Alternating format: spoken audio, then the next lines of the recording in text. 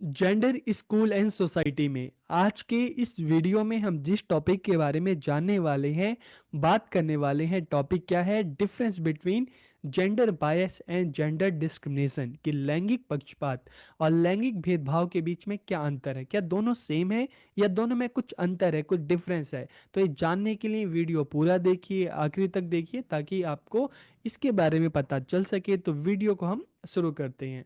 और सबसे पहले हम बात करेंगे कंसेप्ट ऑफ जेंडर बायस, लैंगिक पक्षपात के बारे में। इससे पहले की वीडियो में भी हमने जेंडर बायस के बारे में जाना था, बात की थी, लेकिन आपको जेंडर डिस्क्रिमिनेशन के बारे में भी पता होना चाहिए, तभी आप दोनों के बीच में क्या अंतर है, क्या डिफरेंस है, उसको जान सकते हैं। तो देखिए, जब हम जेंडर बायस की बात करते हैं ना, तो इसका मतलब क्या होता है? It refers to the tendency to discriminate against individual on the basis of gender, कि इससे तात्पर्य लिंग के आधार पर व्यक्तियों के साथ पक्षपात करने की प्रवृत्ति है। इसमें क्या किया जाता है?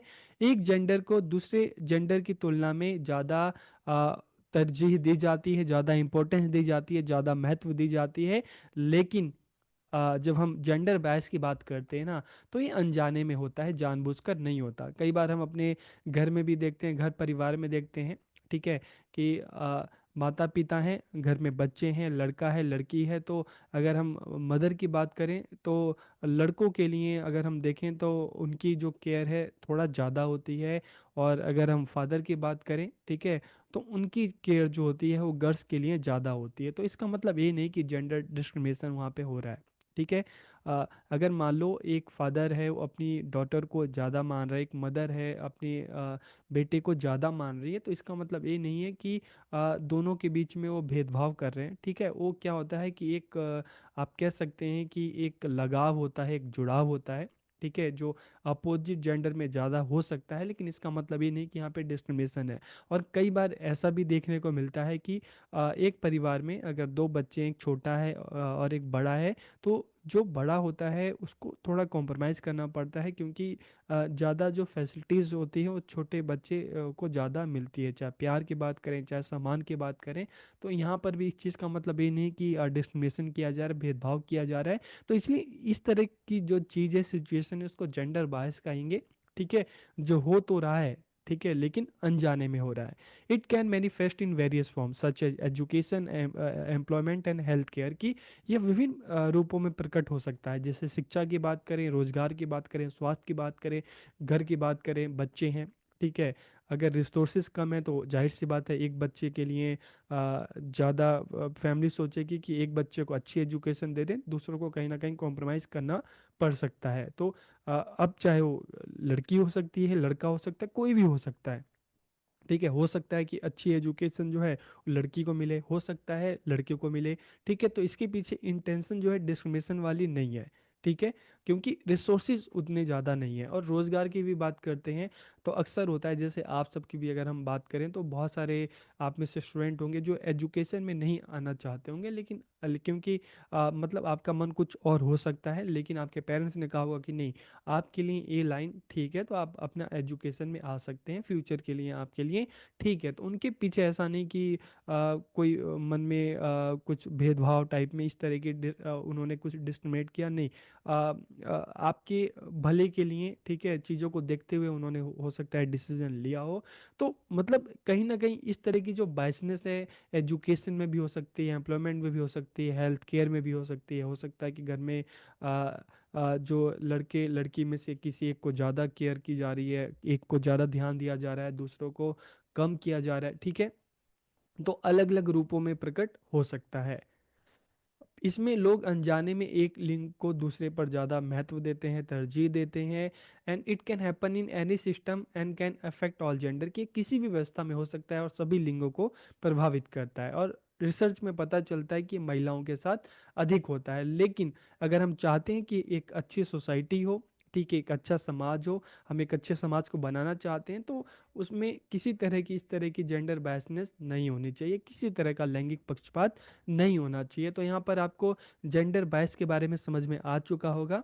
अब हम बात करते हैं जेंडर डिस्क्रिमिनेशन के बारे में, लैंगिक भेदभाव के बारे में, ठीक है। तो देखिए, जेंडर बायस और जेंडर डिस्क्रिमिनेशन में एक बहुत बड़ा फर्क क्या है, कि जेंडर डिस्क्रिमिनेशन जो है ना वो जानबूझकर होता है, discrimination on the basis of gender is called gender discrimination, के लिंग के आधार पर भेदभाव लैंगिक भेदभाव कहलाता है।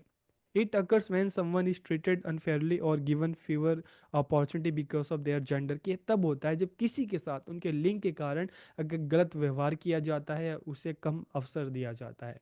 ठीक है। अगर किसी ने ये सोच लिया कि नहीं जो है लड़के या लड़की इनमें से कोई भी एक अच्छा नहीं होता, ठीक है, तो फिर जाहिर सी बात है वहाँ पे एक ही जेंडर को ज़्यादा महत्व दिया जाएगा, दूसरों को बिल्कुल नहीं दिया जाएगा या बहुत कम दिया जाएगा, तो यहाँ पे डिस्क्रिमिनेशन होगा।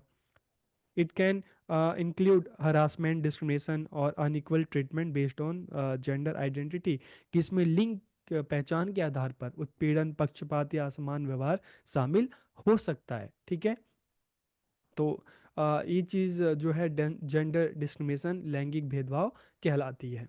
अब यहाँ पर बात की जाती है कि क्या डिफरेंस है जेंडर बायस और जेंडर डिस्क्रिमिनेशन के बीच में, ताकि आपको जो ये कंसेप्ट है, ठीक है, आपको अच्छे से पता चल सके। तो देखिए, जब हम जेंडर बायस की बात करते हैं तो ये अनजाने में होता है, लेकिन जेंडर डिस्क्रिमिनेशन की बात करते हैं ये जानबूझकर किया जाता है जेंडर बेस पर। ठीक है। अनजाने में एक लिंग को दूसरे से ज़्यादा महत्व दिया जाता है जेंडर बायसनेस में, लेकिन जेंडर डिस्क्रिमिनेशन में जो काम है ये जानबूझकर किया जाता है। जेंडर बायस की बात करते हैं अनजाने में होता है, इसलिए अगर हम देखें तो काफ़ी छोटे स्तर पर होता है, काफ़ी सूक्ष्म होता है, लेकिन जेंडर डिस्क्रिमिनेशन हो सकता है वो बिल्कुल सामाजिक रूप से हो, बड़े स्तर पर हो। जेंडर बायस को पहचानना कठिन होता है, लेकिन जेंडर डिस्क्रिमिनेशन को पहचानना काफ़ी सरल होता है, काफ़ी आसान होता है। और जेंडर बायस की बात करते हैं, इट प्रमोट्स असमानता इक्वलिटी। ठीक है। लेकिन जेंडर डिस्क्रिमिनेशन की बात करें तो क्या है, it promotes inequality and hatred, की इसमें असमानता के साथ साथ घृणा को भी बढ़ावा दिया जाता है, क्योंकि ये जानबूझकर किया जाता है। ठीक है।